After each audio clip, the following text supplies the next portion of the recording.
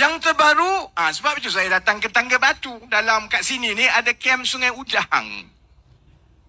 4-5 bulan ni kebelakangan ni kita dengar cerita kapal. Kapal yang halimunan, tak timbul, tak keluar. Saya rapat soal tentera ni daripada dulu atas satu sebab. Orang UMNO, orang PAS kata, orang-orang macam saya dalam PKR ini tak ada jiwa Melayu. Tak peduli pasal orang Melayu. Saya bangga sebagai orang Melayu. Saya anak Melayu. Dan saya tak malu sebut perkara itu dengan kehadiran kawan-kawan yang berbangsa Tionghoa dan India. Sebab kita menjadi benteng pertahanan utama negara ini. Kita orang majoriti.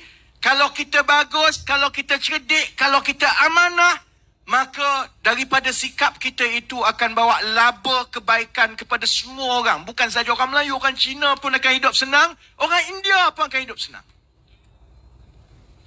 Kalau saya bangga pasal orang Melayu, salah satu sebab yang saya cukup prihatin ialah nasib prajurit-prajurit kita.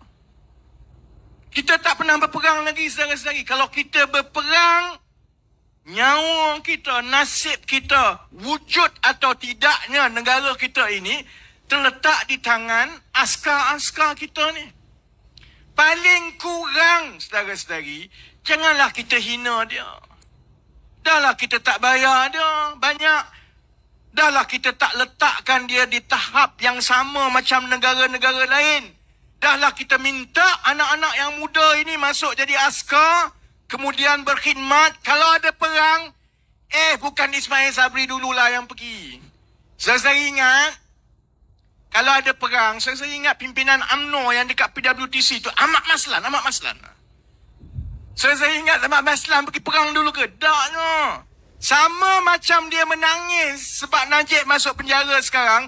Kalau Malaysia perang, dia menangis. Dia dulu cabut, saudara-saudari. Akhirnya benteng kita ialah angkatan tentera kita. Baik tentera darat, baik tentera laut, baik tentera udara. Dan saya datang daripada keluarga yang memang ada askar prajurit. Arwah sepupu saya tentera darat. Pak mentua saya pesara pencen tentera. Jadi saya faham perasaan orang tentera. Kamu curi duit 1MDB satu hal tak? Beza dia curi duit 1MDB dengan curi duit kapal, curi duit peruntukan pertahanan ni begini. Curi duit 1MDB rakyat mungkin tak nampak kesan dia terus. Sebab kita hanya akan membayar hutang itu bagi pihak mereka dalam bentuk cukai yang dia kutip daripada kita. Kita mungkin tak nampak. Tapi bila dia sakau duit peruntukan pertahanan, sementara kita dahlah kena tanggung hutang yang besar, yang sengsara adalah prajurit-prajurit kita. Ini semua Melayu, saudara-saudari. Bayangkan, saya kata bayangkan cerita kapal. Saya pula kapal ni. Bayangkan, Indonesia dah siap kapal dia. 10. Singapura dah siap kapal dia 10. Tempah sama-sama tempah tu tahun 2011, 2012 dulu. Singapura kata siap tahun 2016. Siap betul. Indonesia siap betul. Ni kita dah 12 tahun, 2022 sampai sekarang. Satu kapal pun kita tak pasti boleh siap ke tidak. Bila kita tanya Hishamuddin jawab lain, tentera jawab lain, kementerian jawab lain. Hishamuddin kata akan siap yang pertama tahun 2023 macam itu. Kemudian akan siap satu lagi kapal. Ada kenyataan daripada tentera pula siap 4-5 tahun lagi. Ada kenyataan kata siap 2 kapal. Ada kenyataan kata siap 4 kapal.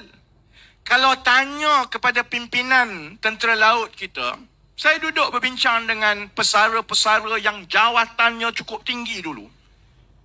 Saya tanya, kenapa datang jumpa saya? Kenapa beritahu, mengadu benda ni pada saya? Ni jawapan dia.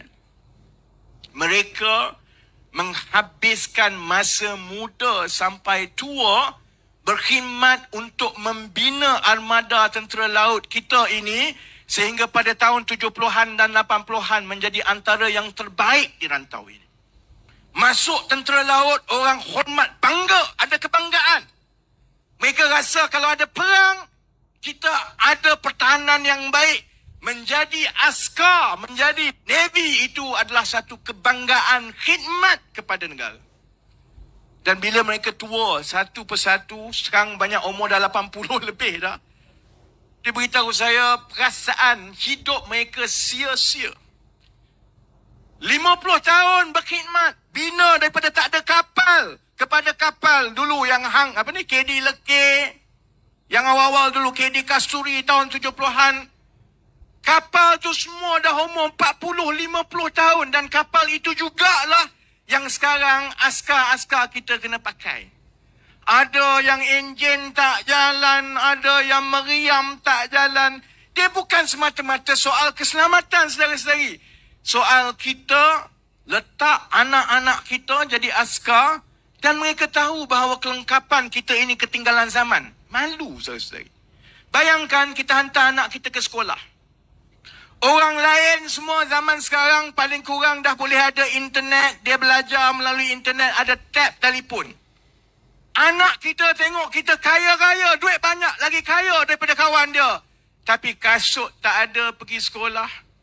Telefon tak ada. Malulah dia.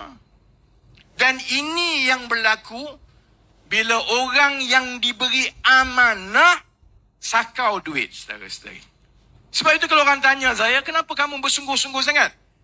Marah. Takkan kita tak marah. Tak kena kat kita. Sedangkan ada berpuluh-puluh ribu ibu bapa yang mempertaruhkan nyawa anak dia untuk pertahankan kita. Sebab itu saya tanya, mana orang UMNO? Mana orang PAS? Mana orang Bersatu? Kamu kata kamu parti Islam. Kamu kata kamu parti Melayu. Tapi kamu boleh menutup mata bulat-bulat perkara ini berlaku tiap-tiap hari, saban bulan, saban tahun, sampai saban dekad, saudara-saudari. Bayangkan tahun 2026, kalau betul kita siap 2 kapal, siap 2 kapal. Kapal ni kita tempah tahun 2009. Masa itu teknologi yang tahun 2009 tu ke laut. Indonesia, China, Singapura masa itu 2026 dah tempah kapal armada generasi baru dah pun, saudara-saudari. Saudara-saudari, adik-adik yang pergi dekat universiti ni masuk college dah. Orang sekarang dah pakai iPhone 14. Kamu masuk nak pergi tackle girlfriend pakai Nokia 3 yang macam butter dulu tu. Tak ke malu? Saudara-saudari, itu nasib kita.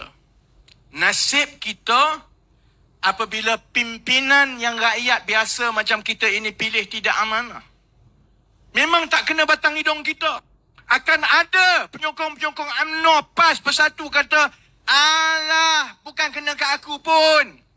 Mungkin tak kena atas batang hidung sekarang, tapi satu hari nanti kita kena jawab kerana atas pilihan kita itulah yang memberikan kuasa kepada manusia-manusia yang tidak amanah.